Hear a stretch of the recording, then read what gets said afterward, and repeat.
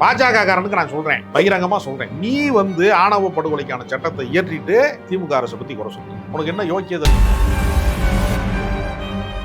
சொல்ற பிஜேபி மதவாத கட்சியா இருந்தாலுமே அப்படிங்கிறப்ப முடிஞ்சு வச்சுல. நீங்க மதவாத கட்சியாக இருந்தாலுமே நான் ஒரு காம்ப்ரமைஸ் ஓகே, மதவாத கட்சியா இருக்கட்டும். நீங்க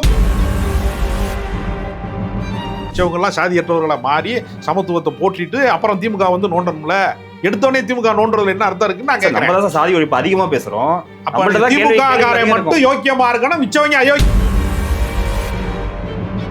ஜாதியற்ற வேட்பாளர்களை எல்லா கட்சியும் வந்து நீங்க நிறுத்திட்டு தோத்து போற நாம் தமிழர் கட்சிக்காரன் நிறுத்துறதை என்று சொல்லிடாதீங்க. அப்படி டெபாசிட் வாங்க கூடாது. இதை சீர்திருத்தம் பண்ண வேணாமா? வைக்க வேணாமா? தீண்டாமை இன்னும் இருக்கும் என்று சொல்வதற்கு வைக்க வேணாமா?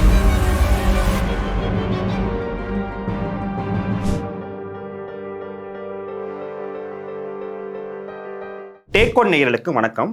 இன்று நம்முடன் சமகால அரசியல் பேச இருப்பவர் பிரபல அரசியல் விமர்சகர் ராஜகம்பீரன் அவர்கள். வணக்கம் சார். வணக்கம். இப்போ நாடு முழுவதும் பரபரப்பு உண்டாக்குன அஜித்குமார் டெத்தை அடுத்து இப்போ கவின் சார், அதாவது ஆணவ கொலையில் வந்து படுகொலை செய்யப்பட்டுள்ளார். இப்போ வந்து சமூக நீதி பேசும் திமுக அரசில் வந்து இது மாதிரி ஒரு சம்பவம் நடந்திருக்குது. அந்த ஆட்சிக்கு ஒரு இழுக்கு தானே சார்? ஆணவ கொலை நடப்பதற்கு அடிப்படை சாதிய மனோபாவம், சாதிய ஆதிக்கம். என் ஜாதி தான் பெருசு, நான் தான் டாப்பு, என்னைய மாதிரி நாங்கள்லாம் ஆண்ட பரம்பரை, நாங்கள்லாம் வீரங்க என்று நம்புகிற சாதிய மனநிலை தான் அதற்கு வந்து அடிப்படையான காரணம். அதை வந்து பழைய இலக்கியத்தில் வந்து என்ன சொல்லுவாங்கன்னா இனக்குழு அரசியல்னு சொல்லுவாங்க.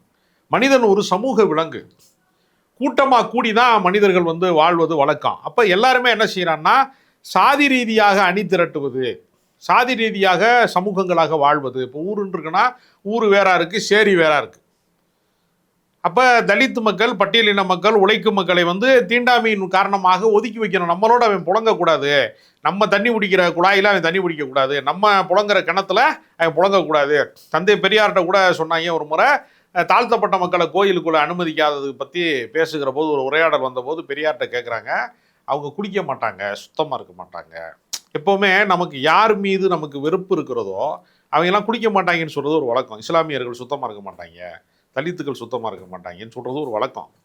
அதாவது எல்லா ஜாதியிலையுமே அழுக்கு பிடிச்சவன், குளிக்காதவன், சோம்பேறி பைய, வந்து சரியாக பல்லு விளக்காதவன், முதுகு தச்சு குளிக்காதவன் எல்லா ஜாதியிலையும் இருப்பான். ஒரு ஜாதி மொத்தமுமே சுத்தமாக இருக்கிற மாதிரியும் ஒரு ஜாதி மொத்தமுமே அழுக்காக இருக்கிற மாதிரியும் ஒரு கற்பனை பண்ணிக்கிறான்ல. இது ஒரு உளவியல் நோய், மனநோய். ஜாதிங்கிறது ஒரு மனநோய். அப்போ பெரியார்கிட்ட கேட்குறாங்க, குளிச்சு சுத்தபத்தமாக இருக்க மாட்டாங்க, அதனால தான் நாங்கள் கோயிலுக்குள்ளே விட மாட்டோம்னோன்னா பெரியார் ரொம்ப ஒரு அற்புதமான பதில் சொன்னார். அவர் சொன்னார், உண்மைதான் அவன் குளிக்க மாட்டாங்கிறது உண்மைதான். அதிர்ச்சிகரமான பதில் சொல்கிறார், உண்மைதான் அப்படின்னு. அவனைத்தான் நீ பொது குளத்தில் நீர் எடுக்க விடலையே, தண்ணீரை புழங்க விடலையே. இப்போ நீங்கள் ஒன்றும் இல்லை, சில பகுதிகள் இருக்கும், இப்போ அண்ணா நகர் இருக்குது, கேகே நகர் இருக்குது, சில கட்டமைப்புள்ள நகரங்கள்லாம் இருக்குல்ல, அது வந்து சுத்தமாக இருக்கும். ஒரு ஐஏஎஸ் ஆஃபீஸருடைய குவார்ட்டர்ஸ் இருக்கிற இடம் வந்து க்ளீனாக இருக்கும். நீங்கள் அதே சமயத்தில் கச்ச கச்சன்னு குடியிருப்பு இருக்கும். ஒன்றும் இல்லை, கேகே நகருக்கும் எம்ஜிஆர் நகருக்கும் வித்தியாசத்தை பாருங்களேன். எம்ஜிஆர் நகரில் வந்து சுத்தபத்தங்கள் வந்து இருக்காது. அதுக்கு என்ன காரணம்னா அந்த கட்டமைப்பு வந்து ஒரு பெரிய காரணம். நீங்கள் 2 நாளைக்கு மாநகராட்சி ஒரு ஏரியாவுக்கு தண்ணியை நிப்பாட்டிட்டான்னு வச்சுக்கோங்க, எப்படி சுத்தமாக இருப்பான்? இதுக்கு பல அரசியல் காரணங்கள் இருக்குது, பல சமூக காரணங்கள் இருக்கிறது. அப்போ நம்ம நீர்நிலைகளிலே அவர்களை அனுமதிக்கவில்லை, அவர்களை மனிதர்களாக நம்ம நடத்தவில்லை அப்படிங்கிறது அதுக்குள்ளே இருக்குது. குற்ற உணர்ச்சி என்பது நமக்கு கிடையாது, நம்ம சகோதரன் அப்படின்னு யாரும் நம்ம நினச்சது கிடையாது. அப்போ அவன் என்னன்னா படிச்சுட்டா ஜாதி ஒழிஞ்சிரும், வேலைக்கு போயிட்டா ஜாதி ஒழிஞ்சிரும், பொருளாதார ரீதியாக உயர்ந்துட்டா ஜாதி அழிஞ்சிரும் அப்படின்னு சொல்லிக்கிட்டு இருக்கான். இப்போ கவின் ஐடி இன்ஜினியரு, நல்ல சம்பாத்தியத்தோடு இருந்திருக்கிறாரு, 1 லட்ச ரூபா வரைக்கும் கிட்ட சம்பளம் வாங்கிட்டு இருந்திருக்கிறாரு. அவருக்கு பூர்வீக சொத்தே 10 கோடி ரூபா பெருமானதாக இருக்கும் அப்படின்னு எவிடன்ஸ் கதிர் சொல்கிறார். நேரடியாக போய் சந்திச்சுட்டு அந்த குடும்பத்தை சந்தித்த பின்னா அவர் ஒரு அறிக்கையில் அவர் சொல்கிறாரு, 10 கோடி ரூபா வரைக்கும் சொத்து இருக்கும், நிலப்புலங்கள் உள்ளவங்க, அவங்க அம்மா வந்து டீச்சர். அப்போ அந்த குடும்பம் வசதியான குடும்பம் தான், வறுமைப்பட்ட குடும்பம் கிடையாது. இந்த பக்கம் நீங்கள் பார்த்தீங்கன்னா இவங்க யாரும் வந்து படிக்காத முட்டா பயல்க கிடையாது. அம்மா அப்பா 2 பேருமே எஸ்ஐஆர் இருக்காங்க. ஆயுதப்படையினுடைய எஸ்ஐ அவங்க அப்பா இருக்கிறாரு, அவங்க அம்மாவும் வந்து தலைமறைவாக இருக்கிற அவங்க அம்மாவும் எஸ்ஐஆர் இருக்காங்க. அப்போ எஸ்ஐஆர் இருக்கிறதுக்கு நீங்கள் வந்து டைரக்ட் எஸ்ஐனா நீங்கள் டிகிரி படிச்சிருக்கணும், எலிஜிபிள் இருக்கணும், குவாலிஃபைடு இருக்கணும். நீங்கள் சும்மா வந்து எஸ்ஐ ஆக முடியுமா? சாதாரண வந்து பிசியிலேருந்து ஆரம்பிக்கிறவன் வந்து ரிட்டையர்ட் ஆகும்போது தான் ஆக முடியும். அப்போ அவங்க கல்வி படித்து அவங்க படித்தவங்க பட்டதாரி. இந்த அருவாளை தூக்கிட்டு போய் வெட்டினான் பாருங்க, அவனும் படித்தவன். அப்போ பொது அறிவு இல்லாதவனாக, சமூக அறிவு இல்லாதவனாக, மனிதாபிமானம் இல்லாதவனாக, சக மனிதனை வந்து வெறுக்க கற்றுக் கொடுக்கறதுக்கானே தவிர நேசிக்க கற்றுக் கொடுக்காதவனாக இருக்கிறது. இப்போ வந்து அந்த பொண்ணு சுபாஷினிங்கிற அந்த பொண்ணு சித்த மருத்துவராக இருக்கிறாங்க. அவங்க வந்து இவனோட கவினோட தாத்தாவுக்கு உடல்நிலை சரியில்லைன்னு சொன்னதுக்கு என்கிட்ட வந்து பாரு, நான் வந்து ரெஃபர் பண்ணுறேன், எங்கள் ஆஸ்பத்திரியில் வச்சு சரி பண்ணிடலான்னு கூப்பிட்டப்ப எப்படி மிகச்சரியாக அந்த இடத்துக்கு வந்து அவனுடைய தம்பி வந்தான், சுர்ஜித்துங்கிறவன் வந்தான். அப்படி வந்தவன் இவனோட நைஸாக பேசி அவனை கூட்டிகிட்டு போய் கொஞ்சம் தூரம் பைக்கில் கூப்பிட்டு போய் தகராறாகி கண்ணில் வந்து மிளகா பொடியை தூவி சரம் மாதிரியாக வெட்டுறான். அப்போ கவினுக்கு இவன் வெட்ட போகிறாங்கிறது தெரியாது. தெரிஞ்சிருந்தால் அவன் கூட அவன் போயிருக்க மாட்டான். இவன் வெட்ட போகிறானா, கொலை செய்ய வந்திருக்கிறானே, நான் திடீர்னு வர்றவன் யதார்த்தமாக வர்றவன் அருவாளோட வரமாட்டான். அப்போ ப்ரீ பிளான் மர்டர் தான், எமோஷனல் மர்டர் நம்ம சொல்ல முடியாது. அருவா வச்சுக்கிட்டே சுற்றிட்டு இருக்க முடியாதுல்ல, பைக்கில் எப்படி அருவா வைக்க முடியும், வெளியே தெரியும்ல அது. அப்போ இந்த ப்ரீ பிளான் மர்டருக்கு சுபாஷினிக்கு தெரியாமல் நடந்துச்சா இல்லை அதை மிரட்டி வர வச்சாங்களான்னு நமக்கு தெரியல. அப்போ ஆள் மனதுக்குள்ள சாதிய அழுக்குகளை, ஆணவங்களை சுமந்து கொண்டிருக்கிற ஒருத்தன் திடீர்னு ஒரு விபரீதமான படுகொலையில் இறங்குற போது அதற்கு பின்பு அரசாங்க நடவடிக்கை எடுத்ததா எடுக்கவில்லையா என்று தான் பேச முடியுமே தவிர அந்த கொலையை ஏன் தடுக்கலை அப்படின்னு நம்ம கேட்குறோம். நடைமுறையில் நீங்கள் நானும் பேசிக்கிட்டு இருக்கான், திடீர்னு நான் உங்கள் மேலே திடீர்னு ஒரு கள்ள தூக்கி அடிக்கிறேன்னு வச்சுங்க, ஏன் அரசாங்கம் முன்னாடியே கள்ள தூக்கி அடிக்கிறத தடுக்கலை அப்படின்னு நம்ம கேட்குறோன்னா இது வந்து ப்ராக்டிக்கலாக வந்து விதண்டாவாதம் தான். அது சார், கள்ள தூக்கி அடிக்கிறதுல என் சாதி பேரை சொல்லி நீங்கள் அடிச்சிங்கன்னா அதுக்கு எனக்கு பாதுகாப்பு தர வேண்டியது அரசாங்க கடமை தானே. சாதியை கண்டுபிடிச்சாவே திமுக காரனா அண்ணா திமுக காரனா கிடையாது. அது 2000 வருஷத்தோட அடிமைத்தனம். அது ரொம்ப காலமாக இருக்குது. எல்லாருமே அவன் ஜாதியாக ஆண்ட ஜாதி வீர பரம்பரைன்னு கருதுறேன். எல்லாருமே கருதுறேன். குடிக்க கஞ்சி இல்லாதவன், கல்வி இல்லாதவன், அடிப்படை வசதிகள் பெறாதவன் கூட நம்ம ஆண்ட பரம்பரையை சேர்ந்தவன், வீரம் மிக்கவன், நம்மளை மாதிரி வந்து ஒருத்தன் கிடையாது அப்படிங்கிற உளவியல் சிக்கலோட ஒருத்தனும் அலைகிறான். அப்போ இந்த சாதி என்பது வெறும் ஜாதியாக இல்லை, அது ஒரு இனக்குழு, ஒரு குரூப், ஒரு கூட்டமாக இருக்கிறது. அது வந்து மதத்தோடு தொடர்புடையதாக இருக்கிறது. இப்போ இஸ்லாமிய மதத்தில் வந்து ஜாதி இருக்கா, மறவர் கம்யூனிட்டி, எஸ்சி கம்யூனிட்டிலாம் இருக்கா, இஸ்லாமிய சமுதாயத்தில் இருக்கா, பௌத்தத்தில் இருக்கா, வேறு சமயங்கள்லாம் ஜாதி கிடையாது. அங்கேயும் லப்பை ராவுத்தருங்கிற பிரிவுகள் இருக்குது சார். எப்படி லெப்பை போய் எத்தனை ராவுத்தரை வெட்டியிருக்கான், வரலாற்று குறிப்பு சொல்லுங்க பார்ப்போம். நீங்கள் எத்தனை லெப்பை வந்து, லெப்பைனா என்னன்னு தெரியுமா உங்களுக்கு? முதல்ல அரபு நாட்டில் இருந்து இஸ்லாமிய மார்க்கத்தை பரப்ப வந்தவர்களின் பரம்பரைக்கு பேர் லெப்ப. ராவுத்தர்னா குதிரை வச்சுருந்தவன்னு அர்த்தம். அங்கே ஏதாவது சாதி ரீதியாக ஆணவ கொலை நடந்திருக்கா, எங்கேயாவது குரூப் சண்டை நடந்திருக்கா, ராவுத்தர்களும் லெப்பை வந்து வெட்டிக்கிட்டாங்க அப்படின்னு எங்கேயாவது ஒரு செய்தி படிச்சிருக்கீங்களா? அது ஜாதியா? முதல்ல பிரிவு வேற, ஜாதி வேற. அந்த மாதிரி இந்தியாவில் நடக்க மாட்டேங்குது. ஒண்ணு கிடையாது, அரபு நாடுகள் நடக்குது. அரபு நாடுகள் நடக்குது. என்ன நடக்குது? ஜாதி கலவரமா நடக்குது. அங்கேயும் ஒரு இஸ்லாமிய சன்னி பிரிவு முஸ்லீம்கள் சொல்லி அங்க அது இனக்குழு சண்டை, அது இனக்குழு சண்டை, கருத்தியல் சண்டை. அது வேறு வேறு கருத்து கொண்டிருக்கிறவர்களுக்கு இடையில வழிபாட்டு கூட்டத்துல வேறு வேறு கூட்டம் கொண்டிருக்கிற சண்டை. நான் கேட்கறது என்னன்னா, பிறப்பின் அடிப்படையில் சண்டை நடக்குதா? அதை நம்ம யோசிக்கணும். பிறப்பின் அடிப்படையில் பிறக்கும் போதே ஒருத்தன் பிராமினா பிறக்கிறவன் கடவுளினுடைய குழந்தை மாதிரி பிறக்கிறான். ஈரோடு தமிழன்பன் ஒரு கவிதையில சொல்லுவாரு, ஒரு சேரியில ஒரு குழந்தை பிறக்கிறது என்றால் ஒரு கழிப்பறையின் கதவு திறக்கிறது. ஒரு உயர்சாதி வீட்டு பிள்ளையிட, ஒரு உயர்சாதி வீட்டிலே ஒரு குழந்தை பிறக்கிறது என்றால் ஒரு உயர் நீதிமன்ற நீதிபதியினுடைய நாற்காலி துடைத்து வைக்கப்படுகிறது. இங்கு சாதி எல்லாவற்றையும் தீர்மானிக்கிறது. பிறப்பு வந்து ஒரு தகுதியாகவே இருக்கிறது இந்த நாட்டில். பிறப்பின் அடிப்படையில் கோவிலில் நான் தான் வழிபாடு செய்ய வேண்டும், நான் தான், எனக்கு தான், நான் சொன்னாதான் கடவுளுக்கு கேட்கும், கருவறைக்கு நான் தான் போவேன். நீ ஆகம விதிகள் அத்தனையும் படித்திருந்தாலும், திருவாசகம் படித்திருந்தாலும், தேவாரம் படித்திருந்தாலும், எல்லா அர்ச்சகருக்கான பட்டய படிப்பை படித்திருந்தாலும் நான் உள்ளே போக அனுமதிக்க முடியாது. நீ வந்து பிறப்பால் வந்து நீ பிராமணன் அல்லாதவன், நீ போகக்கூடாதுன்னு சொல்கிறானா இல்லையா? நீங்கள் 10 மணிக்கு ஒரு பட்டியல் இனத்தை சேர்ந்தவர் இஸ்லாமியரா வந்து மாறிட்டார்னா 10:01 அவர் வேதம் கற்பதற்கு, குரான் கற்பதற்கு மதரசாவில் போய் கற்றுக்கொண்டு தொழுகை நடத்துவதற்கான தகுதி பெற்றவராக அடுத்த ஒரு நிமிடத்திலே மாறிடுவார். பிறப்பின் அடிப்படையில் நீ தாழ்த்தப்பட்டவன், எனக்கு தொழுகை வைக்கக்கூடாது, எனக்கு வழிபாட்டுக்கு நீ தலைமை வைக்கக்கூடாது என்று ஒரு இஸ்லாமியன் கூட சொல்ல மாட்டான். வித்தியாசம் இருக்குல்ல. அப்ப சாதியை வந்து ஒரு மதம் வந்து பாதுகாக்கிறது. அந்த மதத்தை இப்ப நீங்க இந்து முன்னணி இருக்கான், விஸ்வ இந்து பரிஷத்து இருக்கான், பாரதிய ஜனதா இருக்கான்ல, எவனாவது போய் கவின் என்கிற இந்துவை சுர்ஜித் என்கிற இந்து வெட்டி விட்டான், இந்துக்களிடையே ஒற்றுமை வேண்டும் அப்படின்னு போய் அர்ஜுன் சம்பத்து, எச் ராஜா, நிர்மலா சீதாராமன், நயினார் நாகேந்திரன், அண்ணாமலை யாராவது பேசியிருக்காங்களா? இப்போ இதே இப்போ நான் ஒரு சுர்ஜித் இடத்துல கவினை வந்து ஒரு இஸ்லாமிய வெட்டிட்டான்னு வச்சுக்கோங்க ஒரு பேச்சுக்கு, மத கலவரமா மாத்துறதுக்கு முயற்சி பண்ணுவாங்களா இல்லையா? அப்ப ஏன் இதை பற்றி பேச மறுக்கிறான்? ஊர் வேறாக சேரி வேறாக ஏன் இருக்கிறது? ஏன் நெடுங்காலமாக சாதி ரீதியாக மனித குலத்தை வந்து எப்படி ஒரு மதத்தை ஒரு கடவுளை வழிபடுகிறவன எப்படி சாதி ரீதியாக எப்படி பிளந்து வச்சிருக்கிறான்? இதை சீர்திருத்தம் பண்ண வேணாமா? வைக்க வேணாமா? தீண்டாமை இன்னும் இருக்கும் என்று சொல்வதற்கு வைக்க வேணாமா?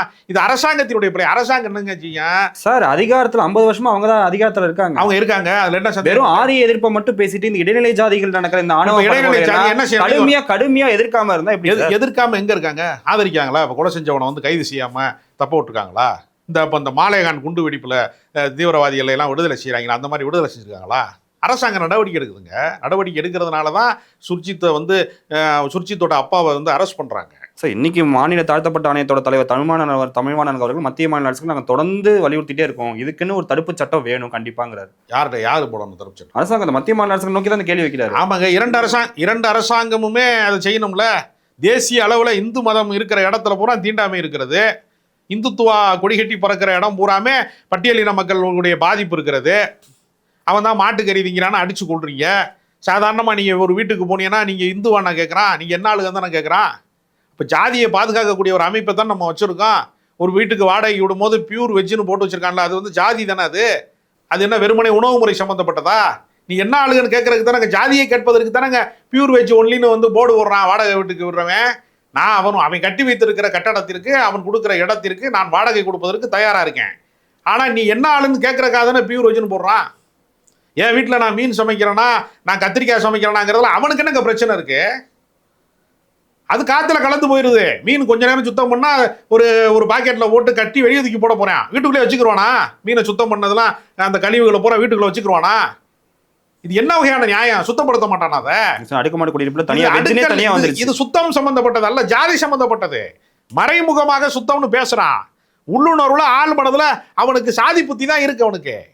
அப்ப மிக நீண்ட காலமாக சாதியை வந்து கொண்டாடி கொண்டு பாதுகாத்து கொண்டு இருப்பான். இது ஆன்மீகத்தில் இப்போ வெறும் மதத்தோட தொடர்புடையதுன்னு நான் சொன்னேன். ஜாதி அது கடவுளோட தொடர்புடையது. மதம் கடவுள் புனிதங்களோடு தொடர்புடையவர், கர்மாவோடு தொடர்புடையவர், விதியோடு தொடர்புடையவர். இப்போ நீங்கள் எல்லாத்தையுமே வச்சுக்கிருவேன். நான் ஜாதியை பாதுகாப்பேன், ஜாதி சங்கத்தை வச்சுக்கிருவேன். மேட்ரிமோனி மூலியம் நான் வந்து கல்யாணத்தில் என் ஜாதிக்காரனுக்கு தான் பொண்ணு மாப்பிள்ளை பேசுறதுக்கு அமைப்பு வச்சுருக்கேன். எல்லாமே நான் வச்சுக்கிருவேன். வன்கொடுமை மட்டும் நடக்கக்கூடாதுன்னா நெருப்பு எரிஞ்சுக்கிட்டே இருக்கும், மேலே கூரையில் மட்டும் பிடிக்கக்கூடாதுன்னு சொல்கிறான் எல்லாரும். வேற ஒன்றும் கிடையாது. நெருப்பை யாரும் அணைக்க தயாராக இல்லை. ஜாதியற்றவனாக தன்னை கருதி கொள்வதற்கு எவனும் தயாராக இல்லை. சாதி மறுப்பாளனாக எத்தனையோ இந்த அரசை குறை சொல்கிறவன்ல நான் கேட்குறேன். திமுக அரசை பார்த்து குறை சொல்கிறவன்ல அனைத்து சாதியினரும் அர்ச்சகராகலாம்னு சட்டம் போட்ட அரசு இது. கிராமங்களில் இது கோனார் வீதி, இது வந்து பல்லர் வீதி, இது அந்த வீதி இந்த வீதின்னு சொல்லி ஜாதி பேரில் வந்து எல்லாமே வச்சுருக்கான். நாடார் தெரு, கோனார் தெரு, அந்த தெரு இந்த தெருன்னு வச்சுருக்கான். ஜாதி பேரில் தெரு வச்சுருக்காங்கிறதுக்காக வேண்டி ஒரு சமூகங்கள் வந்து வேற சமூகங்கள் ஒரே இடத்துல குடியிருக்கிறது இல்லை. அப்பார்ட்மெண்ட்டில் குடியிருக்கிறாங்கிறது அவன் பேச்சுவார்த்தை கிடையாது. ஒருத்தன் இவன் வீட்டில் திடீர்னு அப்பார்ட்மெண்ட்டில் ஒருத்தன் செத்து போயிட்டான், 4வது மாடியிலேருந்து ஒருத்தனை கீழே கொண்டு வந்து இறக்குனா கார் பார்க்கிங்கில் பார்க்காமலே போயிட்டே இருக்கான் பக்கத்து வீட்டுக்காரன். இவங்க வாழ்க்கை முறையே வேற. ஆனால் அவர் என்ன செய்தாங்க, திமுகவில் சமத்துவபுரம் என்று ஒன்றை உருவாக்கி வேறு சாதிக்காரன் எல்லாரையுமே ஒரு இடத்துல குடிவைப்பதற்கான ஒரு முன்மாதிரியை உருவாக்குனாங்க அவங்க. திமுக வந்து சாதி ஒழிப்பை பேசி இருக்கிறது, பெரியார் கோட்பாட்டை பேசி இருக்கிறது. இதை பேசாத வலதுசாரி என்ன பண்றான், திமுகவுக்கு குறை சொல்றேன். நான் என்ன கேட்குறேன், பாஜக காரனுக்கு நான் சொல்றேன், பகிரங்கமாக சொல்றேன், நீ வந்து ஆணவ படுகொலைக்கான சட்டத்தை இயற்றிட்டு திமுக அரசை பற்றி குறை சொல்லு. உனக்கு என்ன யோக்கியதை இருக்குன்னு எனக்கு தெரியல கேட்க சொல்றதுக்கு. சார், இவ்வளோ பேசுறீங்க சார், அதனால நான் எல்லாத்தையும் நம்ம ஒத்துக்கிறோம். இன்னும் வந்து பொது தொகுதியில் ஒரு தனி தொகுதி வேட்பாளர் நிறுத்த முடியாத சூழ்நிலை தானே. யாரோட பிரச்சனை?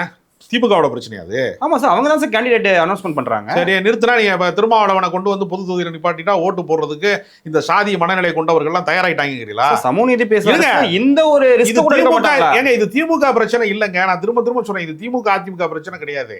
நான் என்ன கேட்கிறேன், இது திமுக அதிமுக பிரச்சனை கிடையாது. பொதுமக்கள் சாதியற்றவனா மாறிட்டானா, வாக்காளர். ஏங்க, ஒரு அரசாங்கம் பெரும்பான்மை மக்கள் வாக்களித்தால்தான் ஒரு அரசு உருவாகவே முடியும். எந்த அரசாங்கம் இருந்தாலும் பெரும்பான்மை மக்கள் வாக்களித்து 2 லட்சம் ஓட்டு விழுந்துச்சுங்க இவருக்கு 5 லட்சம் ஓட்டு வந்துச்சுங்கன்னா 5 லட்சம் ஓட்டு வாங்கினவர் தான் வெற்றி பெற முடியும். சார், நம்ம சீட்டு கொடுக்குறதே ஒரு எம்எல்ஏ இதில் வந்து எந்த கம்யூனிட்டி பீப்புள்ஸ் அதிகமாக இருக்கும் அவங்க தான் சார் சீட்டே கொடுக்குறோம். அதுக்கு என்ன காரணம்? இப்போ அந்த கம்யூனிட்டி அதுக்கு என்ன காரணம்? கம்யூனிட்டி பீப்புள் எலக்ட் ஆகி மாற்றி கொடுத்துட்டா அதிகமாக இருக்கும். உங்க வார்த்தைக்கு நான் வர்றேன். மாற்றி கொடுத்தா ஜாதி ஒழிஞ்சிருமா?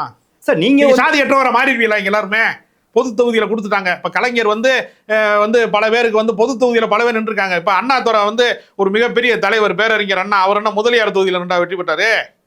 அப்படி அல்ல, அவர்கள் கொள்கைகளை காட்டி தான் வெற்றி பெற்றாங்க. கலைஞருடைய ஜாதி வந்து பெரிய பெரும்பான்மை ஜாதி கிடையாது, கொள்கையை காட்டி தான் வெற்றி பெற்றார். அவர் ஜாதிக்கான ஓட்டு வாங்கியிருந்தா அவர் ஜாதிக்கு ஓட்டே கிடையாது. முதல்ல 3 பஸ்ஸில் ஏற்றிடலாம்னு ராமதாஸ் அடிக்கடி சொல்லுவார். சிறுபான்மை ஜாதி அது. சாதியை வைத்துக் கொண்டவர்கள் அரசியல் செய்யல. ஆனா சாதி ரீதியாக தான் வாக்களிப்பதற்கு மக்கள் தயாராக இருந்தா அந்த எக்ஸ்பெரிமெண்ட்ல தற்கொலை செஞ்சுக்கிற எந்த கட்சியும் விரும்ப மாட்டான். சார் அப்படியே சார் பெரம்பலூர் நிற்க வேண்டிய ராஜா அவர்கள் வந்து நீலகிரியில் எப்படி நம்ம நிற்க வைக்கிறோம்? நான் கேட்குறேன், மற்றவங்களாம் நீங்கள் நிப்பாட்டிட்டீங்களா? இங்கே வந்து கிழிக்கிறது கேட்குறீங்க எல்லாரும். மிச்சவங்கெல்லாம் சாதியற்றவர்களை மாறி சமத்துவத்தை போற்றிட்டு அப்புறம் திமுக வந்து நோண்டணும்ல. எடுத்தோடனே திமுக நோண்டுறதுல என்ன அர்த்தம் இருக்குன்னு நான் கேட்குறேன். சாதி ஒழிப்பு அதிகமா பேசுறோம். திமுக காரன் மட்டும் யோக்கியமா இருக்கணும், மிச்சவங்க அயோக்கியனா இருப்பீங்க. மிச்சவங்க எல்லாம் அயோக்கியத்தனத்தோட சாதி வெறியோட இருப்பீங்க. திமுக காரன் மட்டும் தோக்கடிக்கிறதுக்கு நீங்க மறைமுகமா ஆலோசனை சொல்றீங்க. நீங்க சொல்றது என்னன்னா, நீ வந்து சாதி பெரும்பான்மை சாதி இருக்கிற இடத்துல கொண்டு போய் வேற சாதிக்காரன் நிப்பாட்டி திமுக தோற்று போகட்டும், பாஜக வரட்டும் அந்த இடத்துல என்று சொல்லக்கூடிய வலதுசாரிகளினுடைய குரல் தான் இது. நீ மத்த யார்கிட்டயா போய் கேட்டிருக்கீங்களா? நான் என்ன கேட்கிறேன், இப்ப இஸ்லாமியர் அதிகமா இருக்கிற தொகுதியில வந்து பாஜக காரன் வந்து யாரை நிறுத்துவான்? ஏடிஎம்கே காரன் யாரை நிறுத்துவான்? கேள்வி இருக்கா இல்லையா?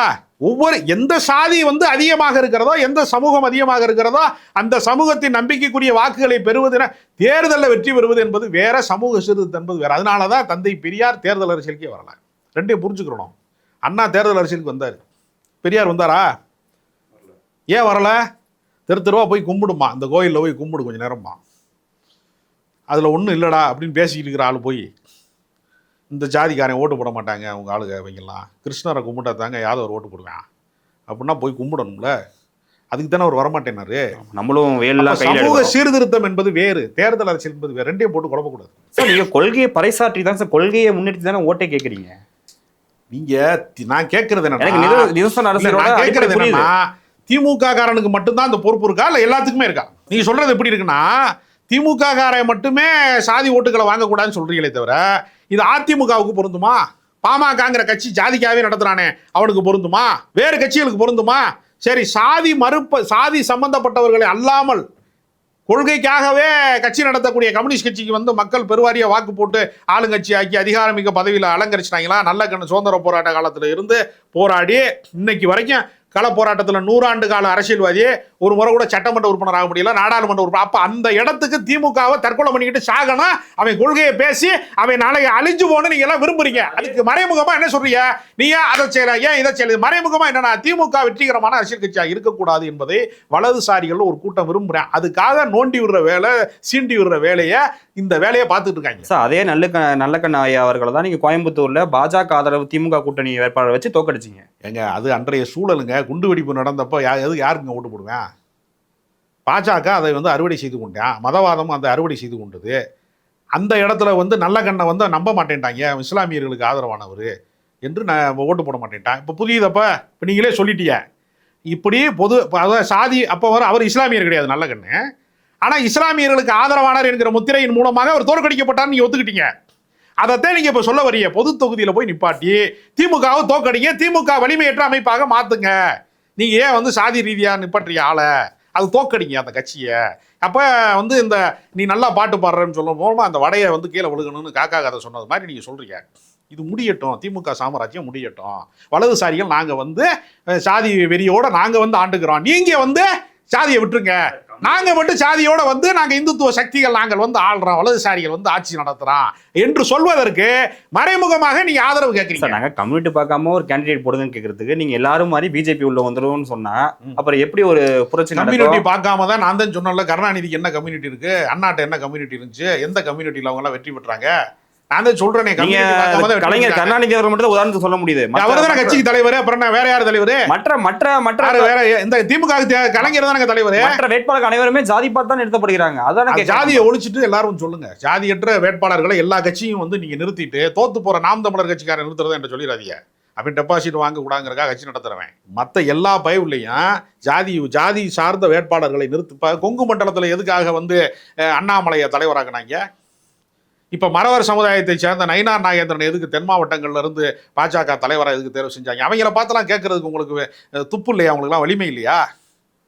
ஜாதி ரீதியான ஒருத்தனை அப்ப தாழ்த்தப்பட்டவனை கொண்டு வந்து ஏன் வந்து நீ வந்து பாஜகவுக்கு தலைவராக்கலைன்னு யாராவது கேட்டிருக்கீங்களா? ஒடுக்கப்பட்டவனை ஏன் தலைவராக்கவில்லைன்னு எங்கேயாவது கேட்டிருக்கீங்களா? கொங்கு மண்டலத்தில் வலிமையாக இருக்கக்கூடிய கவுண்டர் சாதிக்காரனை கொண்டு வந்து மாநில தலைவராக போட்டாங்க. இப்போ மறுபடியும் ஒரு ஆதிக்க சாதிக்காரன் இப்போ மறவர் சமூகத்தை சேர்ந்த ஒருத்தன் தான் போய் அருவாள் எடுத்துட்டு வெட்டியிருக்கான். அந்த சமூகத்தை சேர்ந்தவர் தான் நயினார் நாகேந்திரன். அவரை வந்து தலைவராக போட்டிருக்கீங்க. இப்போ சாதி ரீதியாக தானே தலைவர்களே தேர்வு செய்கிறீங்க. சோசியல் இன்ஜினியரிங்கிற பேரில் சாதி ரீதியான பிரச்சனைகளை உருவாக்கி நீங்கள் கலவரம் செஞ்சதுன்னா வட மாநிலங்களில் ஆட்சியை பிடிக்கிறீங்க. அந்த பாஜகவை பார்த்து எவனாவது கேட்டிருக்கானா சாதி ரீதியாக ஏன் அரசியல் செய்கிற, மத ரீதியாக ஏன் அரசியல் செய்கிறேன்னு எவனாவது கேட்டிருக்கானா?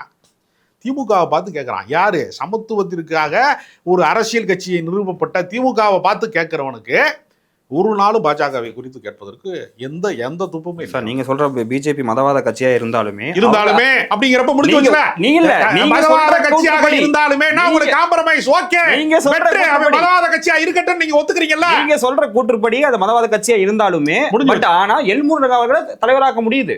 அது எதுக்காக செஞ்சாங்க சொல்லுங்க அப்போ. நீங்க நம்ம ஒரு பேரளவு கூட பேரளவுல தான் ஆராசா மத்திய மந்திரியா இருந்தாரு. அவ்வளவு பெரிய பொறுப்பு. இவரை விட கேபினட் அந்தஸ்து கூடங்க அவருக்கு.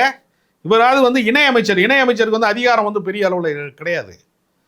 கேபினட் அமைச்சருக்கு தான் முழுமையான அதிகாரம். இணையமைச்சருங்கிறது சும்மா அந்த டெப்டி சிஎம் மாதிரி. சிஎம் தான் எல்லாத்தையும் தீர்மானிப்பார். Deputy CM தீர்மானிப்பாரு. அது துணை மாப்பிள்ள தான். அது மாப்பிள்ள கிடையாது. இதை விட பெரிய பதவி வந்து ஆராசாவுக்கு அகில இந்திய அளவுல வந்து மிகப்பெரிய தொலைத்தொடர்பு துறையில மிகப்பெரிய பொறுப்பை கொடுத்துருக்காங்க. அப்பெல்லாம் ஜாதி பார்க்காம தானே கொடுத்தாங்க. ஜாதி பார்த்துருந்தா கொடுத்துருப்பாங்களா?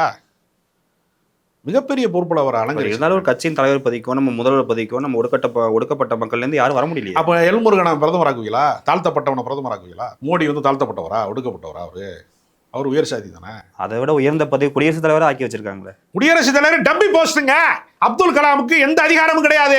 இன்னைக்கு இருக்க குடியரசுத் தலைவருக்கு ஒரு அதிகாரம் கிடையாது. குஜராத் கலவரம் முடிஞ்ச உடனே கேவலப்பட்டு இந்தியாவே வந்து மத கலவரத்திலே ரத்தம் சிந்தப்பட்ட ஒரு நிலமாக மாறிவிட்டது என்று உலக அரங்கம் வெக்கப்படுகிற போது அந்த குற்றத்தை மறைப்பதற்காக அப்துல் கலாம் ஜனாதிபதி ஆக்கினாங்க. அப்துல் கலாம் போய் என்ன செய்ய முடிஞ்சு? அந்த கலவரத்தில் பாதிக்கப்பட்ட மக்களை போய் பார்வையிடத்தான் முடிஞ்சு. எந்த அதிகாரமற்ற ஒரு பதவி குடியரசுத் தலைவர் பதவி. மறுபடியும் இந்த ஏமாத்து வேலையை பழங்குடியின மக்களை வேட்டையாடணும்னா பழங்குடியின மக்களை சார்ந்த ஒருவரை கொண்டு வந்து குடியரசுத் தலைவர் ஆக்குறது இது வந்து ஒரு வேடிக்கை நிகழ்ச்சி. ஏன் ஒரு குடியரசுத் தலைவரா இஸ்லாமியர் ஆக்குறவங்க ஏன் வந்து பிரதமர் ஆக்குறதுக்கு வேட்பாளரை ஏன் அறிவிக்கிற ஒரு முறை கூட? ஏன் பழங்குடியின மக்களை வந்து ஜனாதிபதி ஆக்க தெரிந்த கருணை மிக்க மனம் கொண்டிருக்கக்கூடிய கட்சிக்காரர்கள் ஒருத்தன் கூட ஏன் பிரதமர் வேட்பாளரை நிறுத்தப்படவே இல்லையா? அங்கெல்லாம் என்ன வேலை செய்கிறது? டம்மி போஸ்டா இருக்கிறது யார் வேணாலும் இருக்கலாம். லெட்டர் பேர்டு யார் வேணாலும் இருக்கலாம். முழுமையான அதிகார அமைப்பாக ஒடுக்கப்பட்டவர்களை எந்த கட்சியும் உயர்த்தல. குறைந்தபட்ச வேலை திட்டத்தை திமுக போன்ற அமைப்புகள் செய்கிறது. ஸோ இதுவரைக்கும் நாங்கள் கேட்ட கேள்விக்கு பொறுமையாக பதிலளிச்சவங்களுக்கு மிக்க நன்றி சார்.